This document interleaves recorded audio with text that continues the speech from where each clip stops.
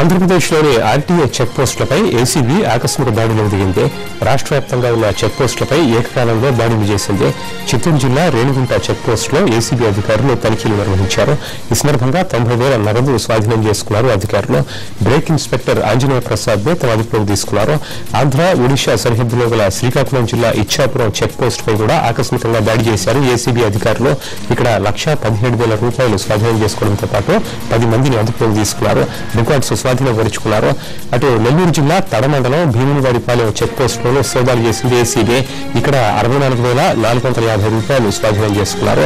అనంతపురం జిల్లా పెనుగొండ చెక్ పోస్టులోనూ లెక్క తేలని 79,000 నగదుని స్వాధీనం చేసుకుంది ఏసీబీ.